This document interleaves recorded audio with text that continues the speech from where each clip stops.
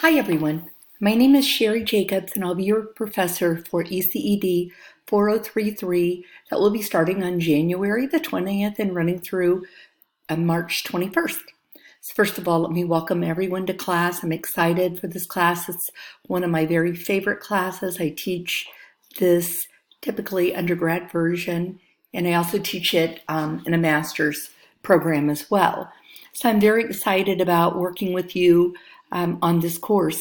The main purpose in this course is that, as you should know probably by now, that the Ohio standards in all of the content areas, for example, in math, social studies, and science, there are actually reading standards in each of those content areas. So whether you're getting your certification in an area that require you to teach reading or a content area, it's still very important to understand strategies to use for teaching content reading. And so basically, that's what this course is about. I'm going to go ahead and just kind of open it up here and look at it a little bit with you. The course syllabus, obviously, I want you to go through the course syllabus and check it very carefully to make sure that you don't have any questions.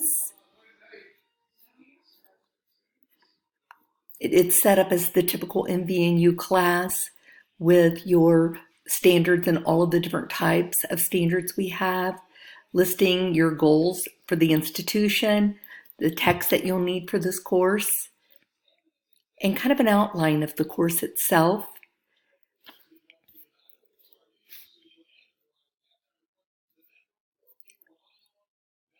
One of the major, actually two, because there are two of them that need to be done, parts of this course for evaluation or strategy presentation. So you'll be doing this on 2 different weeks. The first one is in week 4. And what you're basically going to be doing is you're going to be doing a lesson presented in a real classroom setting for either an individual, small, or whole group. And you're going to be highlighting one of the 2 different content reading strategies each time. I want to highlight this right now with you, most importantly, to let you know, hey, I need to find a place where I can work on this lesson, this strategy presentations with students. Now, for some of you that are not currently in field placements, this is a little more difficult. It's fine to use a church, like if you work with the Sunday school class, if you know someone, a friend's child or children, any of that is fine. I will tell you that I strongly discourage, unless you have absolutely no other avenue, doing your own children, because it usually doesn't work as well with our own children. So anyway, I want to let you know that you need to get that person or persons in place so that you'll be ready to go ahead and teach those lessons when they come. So the material used in this lesson needs to be a nonfiction content, but it doesn't need to be from a textbook. It can be from any of the books that you might find, for example, listed in our course, or just that you found online, good resources to use to teach a strategy like that. You need to have signed parental consent for permission to video the students, and access to the videos will only be available to myself and your fellow classmates on the Moodle site just for the duration of the class itself. So you'll be doing a brief reflection on the lessons and use of the strategy, including look-fors that you want people to look at when they're going to be viewing your video. So I'll be assessing your presentation via the rubric. Your fellow classmates will comment on what they see happening in the lesson in regards to elementary student learning and the use of strategy via those weekly discussion forum posts. Fellow classmates are not going to be doing anything of evaluative nature, but instead you need to reflect on how that strategy is being presented, if it's being used successfully by the students in the class. So you'll need to look at the rubric carefully for that, for the precise requirements.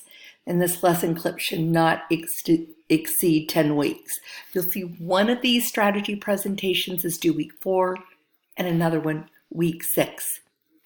Another of the larger assignments is your annotated bibliography, where you'll be using standards, themes, topics, indicators, content statements from your content area to develop an annotated bibliography of 15 books of varying levels. Now, these books, I would include levels of your future certification and or endorsement areas. So these books would be what the students would read, or books that you would intend to read aloud to your students.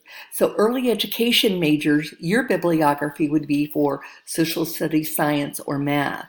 Middle childhood would be for the 2 content areas that you're teaching. And if you're a generalist, you can choose to include books from other contents. And you'll find these books, I've got sources for recommended book links in the resource section. So you're going to read as many of these as you possibly can. Your annotation should be at least 3 to 5 sentences. You need to tell about the book, if you read the book, and an additional few sentences just addressing your response to the book, your sense of its potential for suitability for students and for possible classroom use. If you don't read the book, give credit for the source of the annotation. So in APA style, and your bibliography should have a separate section for each content area. Within each section, the books need to be alphabetized in order by the author's last name. There's a template for this, so it's not that difficult to just kind of get all that together, and it's due week 5. Finally, your dyslexia assignment is your chalk and wire and Moodle assignment that will be due in this course. This is due during week 7. You're going to have the students in your classroom at some point in your career, they're going to have dyslexia and problems.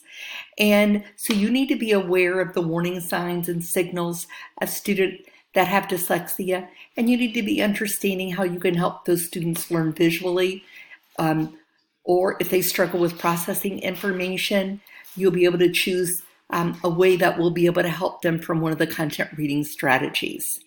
So your task is to pick a topic in your content area, find an Ohio content standard that's appropriately connected to the topic, and design an activity where you'll choose a content reading strategy. And you can get those strategies and the tools and more tools by Janet Allen, or from the PDF for the Dyslexia Handbook that you will find in week 6. And so that you're choosing something that can be used with students that has dyslexia. You're going to choose it, explain why you're using it, connect your explanation to resources from the course, and independent work that you found on your own. And then finally, you're going to create a self-assessment for the student with dyslexia, which can be a self-assessment that's a checklist, a reflection statement. But what I want to make clear here that has been a little confusing, I think, to people in the past, this is not a self-assessment for you, the teacher. This is a self-assessment for the students that you will be working with on the dyslexia assignment. So you'll be uploading it, as I said, to Chalk and Wire and to Moodle. And please feel free to ask any questions that you have about any of these bigger assignments along the way if you're one of those people, such as myself, that likes to work ahead for a bit. Then we will have discussion forums and activity posts, and they're going to vary. So each week there'll be 1 or more discussion forums that you'll be required to post in, and some of the post requirements will be embedded within a reading assignment, and the majority of these posts are going to be interactive with your fellow classmates. So our instructional week begins at 12 a.m. on Monday and then Saturday at 11:59. So Wednesday by 11:59, you need to post your initial post about whatever the topic is. And then you need to respond to one classmate by Saturday at 11:59 p.m. And you will be having a final exam, and the exam will open up right at the beginning of the final week 8 of class and will close on Saturday night at midnight for the end of that class. You can feel free to complete the exam at any time. Here is the evaluation criteria. Your annotated bibliography is 50 points, as are both of the strategy presentation videos, and your dyslexia strategy. Your discussion forum post add up to 60 points, and your final exam is 100 points for a total of 360.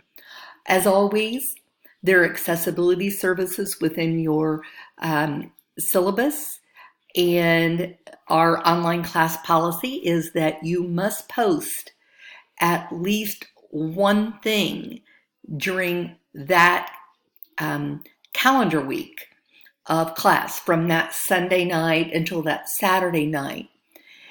If you don't post at least one thing, then you're considered absent. And for a 7 to 8 week long course, if you do that more than twice, it means that you'll automatically fail the course. So please make sure that you keep that in mind. There's no problem with working ahead on any of these assignments as long as you understand the assignment and that you actually are posting something, even if it's a response to a classmate within that week. The late policy is the same for all of these courses in education, 10% for each of the day that it is late. If you talk to me before and communicate that you're having a problem, you're ill, somebody in your home is ill, there's something kind of out of the ordinary, not just that I'm kind of overwhelmed with work. We're all like that sometimes. But just let me know, just reach out to me and let me know if you indeed need an extension on an assignment for a really good legitimate reason, such as what I've mentioned. You can reach me by email on a daily basis. You can call or text my phone number that will be listed in your welcome letter. We can set up a real-time chat that's convenient for you. There are many ways that we can work and talk together about things that you might need. Then we just have the bibliography left, and then everything is kind of laid out for each week for all of your assignments and so on. That's all right here. I think that pretty well wraps up what you're going to need to know from that section. And I'm just going to look ahead. This forum rubric is what we just kind of talked about.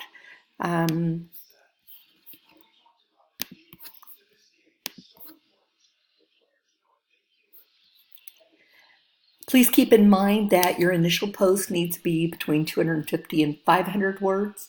It must be written in a scholarly voice, and it must adhere to APA guidelines. Your response must be 150 to 250 words. Just read the rubric carefully, because I know all of you want to get the most points that you possibly can in these rubrics. So here is what I talked to you a little bit about. These are some of the trade books that might be helpful as you're choosing your content strategy. They're separated for you by the different content areas. Let's just look at week 1. Everything is set up pretty much the same way here. So I think if we go through one of the weeks, you'll be in good shape. You always have a resource section at the top of the week. In that, there will be a PowerPoint or more PowerPoint presentations that will be there for you to use, the learning outcomes, and the assignments for the week. And for this week's work, you will have the article, 2 articles, one on young children's limited and narrow exposure to informational text, and one to reading comprehension. So we have 3 assignments for week 1. One of them is the interactive forum. And for this, you're asked, after reading chapters 1 and 2, to list some strategies you used while reading.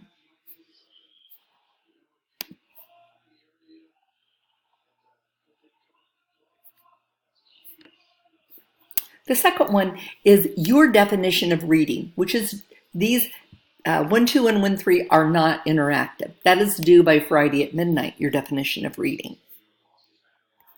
And it's just, what is your personal definition of reading? Pretty simple. And finally, you are asked to turn in by Saturday at midnight information about the schema theory.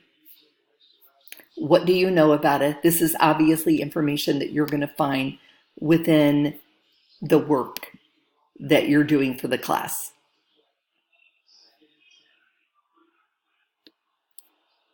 Okay, I think that's really kind of wraps things up, and I'm grateful that to have all of you in class, and wish you many blessings, and tell you how very much I look forward to working with you in this class. Have a wonderful day.